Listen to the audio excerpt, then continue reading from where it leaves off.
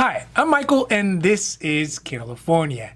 And today begins the time of year when leaves change, pumpkin spice comes out of hibernation, and millions of people across the country have the opportunity to try to figure out what's going on with their Medicare for 2021.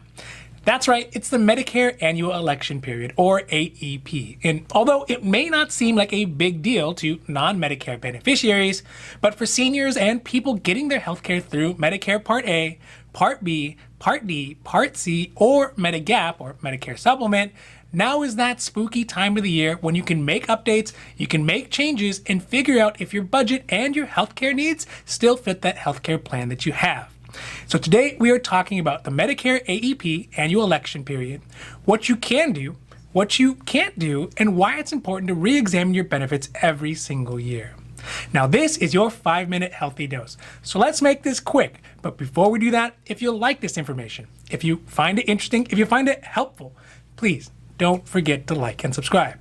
That way you can get updates when our newest and most informative videos become available. So today begins the busiest time for folks like us who help people review their Medicare plan options, and for folks like you who have Medicare. This is because it's the one time of the year when you can make changes to your Medicare Health plan, your Medicare Advantages, and Medicare Part Ds without needing any special reason.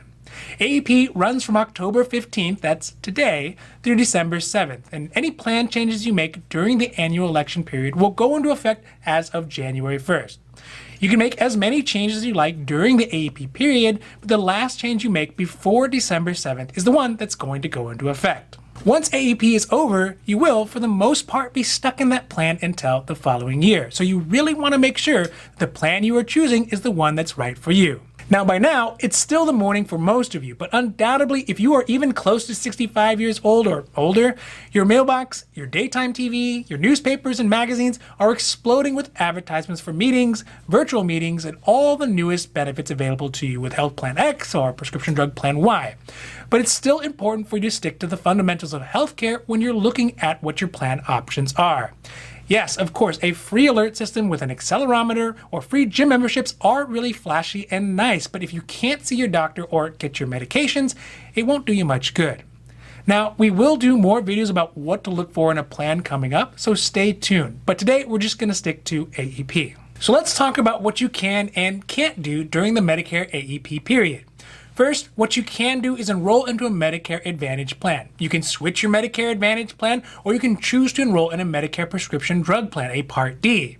Now remember, for most situations, you cannot enroll into both a Medicare Advantage plan and a prescription drug plan at the same time. It's either one or the other. Additionally, you can go from Medicare Advantage plan back to original Medicare. That's Medicare Part A and Part B only. And in this case, you would also probably want a standalone prescription drug plan, a Part D, because remember, original Medicare doesn't cover most of your prescription drugs. You can also change your standalone Part D prescription coverage from one to another. Now, one thing that you can't do during AEP is enroll into original Medicare.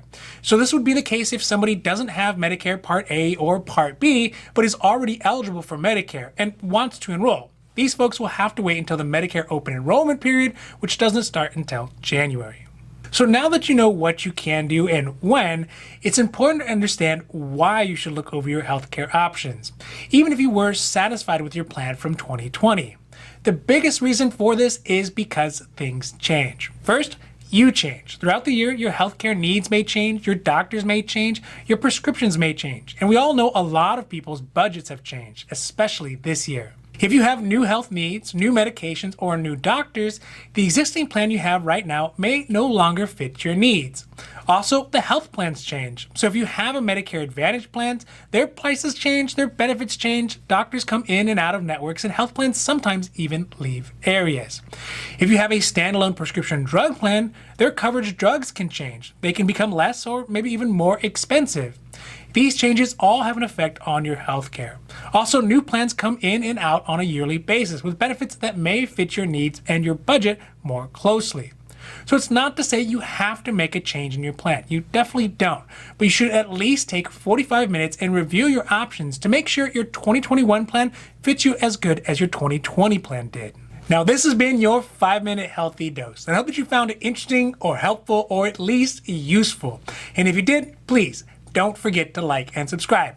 That way you can get updates when our newest and most informative videos become available. Also, we here at California, we know health insurance. So if you have any questions about your health insurance, leave those down below and we'll be happy to make a new video or a new post as soon as we can. Now, other than that, I'm Michael and this is California, wishing you a happy, healthy day.